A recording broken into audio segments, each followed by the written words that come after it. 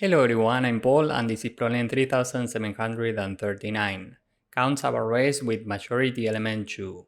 This is a hard problem that might become very tricky, so let's see how to solve it step by step. If you haven't seen part 1 yet, I highly recommend you to watch that video first. It's in my channel. The description is exactly the same as part 1. The only difference is down here in the constraints. We know that the length of the array that we are given can be up to 10 to the power of 5, which means that we can't iterate every subarray, because we know that this requires big O of n to the power of 2 time complexity. Here n can be up to 10 to the power of 5, and this to the power of 2 is a very large number which we can't handle. So this will throw time limit exceeded, which means that we need to think about something else. Let's say that we are given this input. Here we have 3 subarrays with 2 as the majority element. This one, and this one. So the result in this case is 3. We know that we can't iterate all the subarrays because this is very inefficient. The key here is that we can go from left to right and keep track of the accumulated balance at every step. So let's see how this works. Let's say that the current balance is 0 and we are looking at this subarray only. We will add 1 whenever we find the target, and we will subtract 1 whenever we find a number different from the target. So let's say that we are going from left to right. First we have a 2, which is equal to the target, so we add 1. Next we have a 1, so we subtract 1, and this is 0 again. Next we have another 2, which is equal to the target, so the final balance is 1. This number is positive, which means that this is a valid array. If this is a positive number, this means that the majority element is the target. So remember what the balance is. For example, let's say that we take this subarray. We start from 1, so the balance is -1. Next we have a 2, which is equal to the target, so the balance is 0. Even that this is not a positive number, this is not a valid subarray.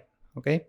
Now here we will keep track of accumulated frequencies of different balances as we iterate this array.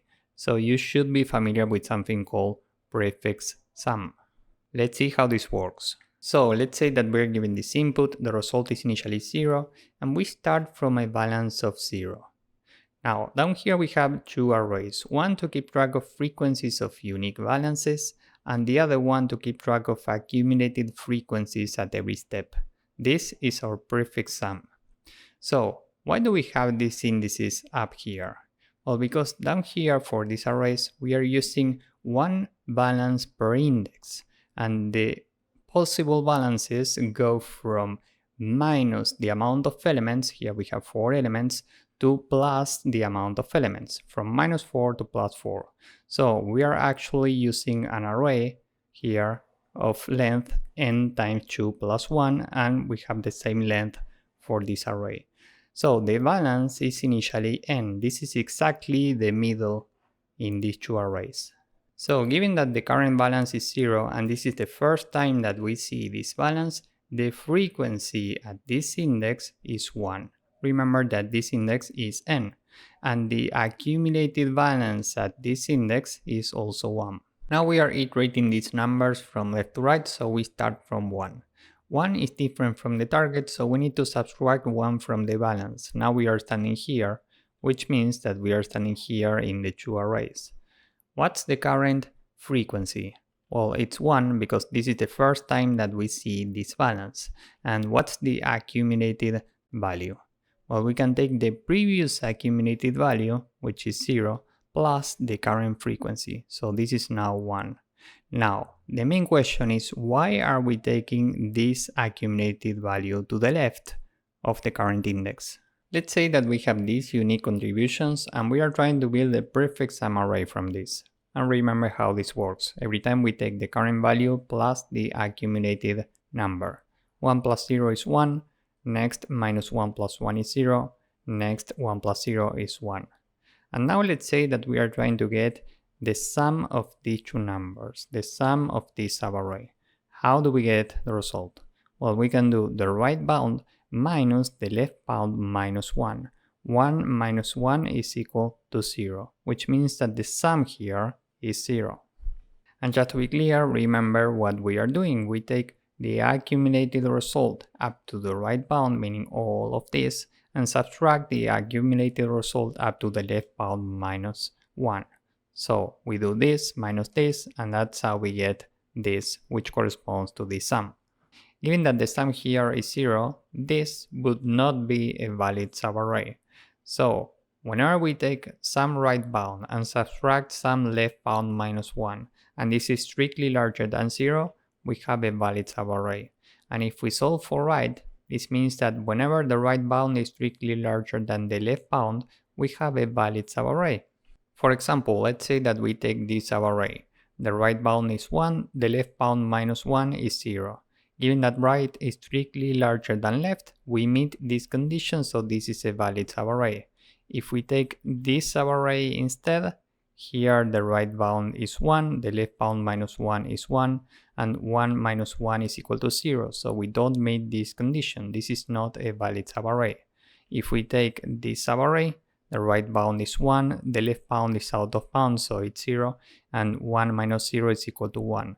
Given that this is a positive number, we meet this condition, so this is a valid subarray. So with this formula in mind, we can store in the result the accumulated frequencies of balances that are strictly smaller than the current balance.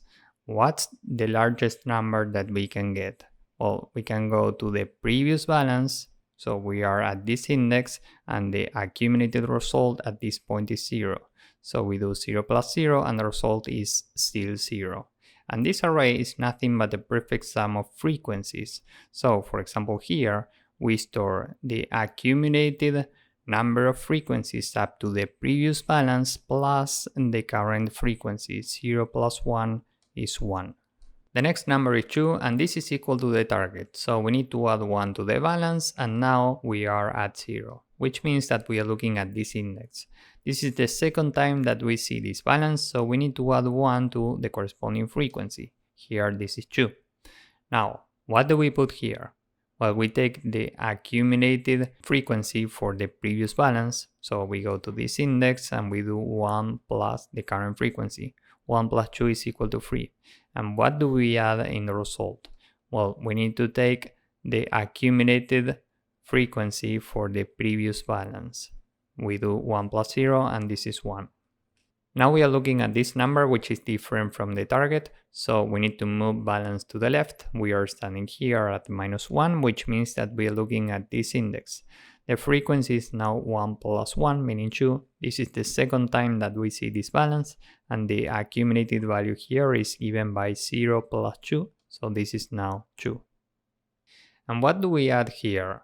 Well, the maximum value for a smaller balance. We are looking at this index now, and the accumulated value here is 0. 1 plus 0 is 1, so we keep 1. Now we are looking at this number, which is equal to the target, so we move the balance to the right, and it's 0 again. This is the third time that we see 0, so the frequency is 3. And here we need to store 2 plus 3, so this is 5. What do we add to the result? Well, we need to go to the previous balance and get the accumulated value. It's 2. We do 2 plus 1, and this is 3.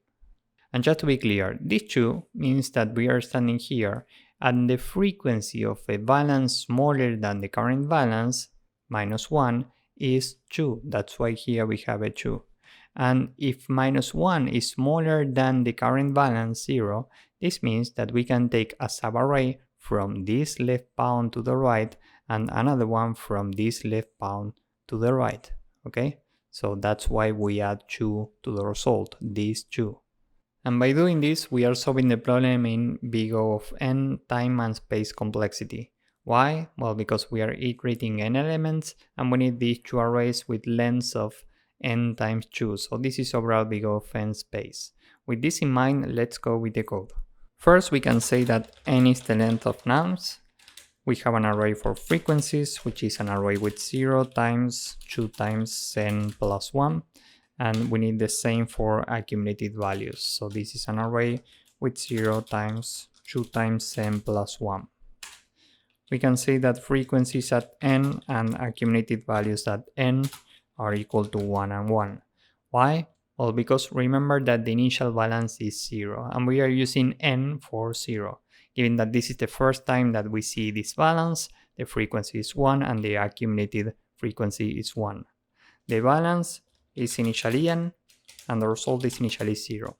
So now we can say for every number in nums, if the number is exactly equal to the target, then we add 1 to the balance, else we subtract 1. Now we can add 1 to the current frequency. So frequencies at the current balance plus equal 1. The accumulated value for the current balance is equal to accumulated balance minus 1. Remember that we are using a smaller balance, and here we need to add the frequency of the current balance. And every time we need to add to the result accumulated at a smaller balance, balance minus 1. And after the main for loop, we can return result. So let's submit this and see if it works. As you can see, this works and it's very efficient. I know that this might be a very tricky problem, so if you didn't get the idea, I highly recommend you to watch this video again from the start. And if you found this useful, please drop a like, subscribe, and see you in the next one. Bye bye.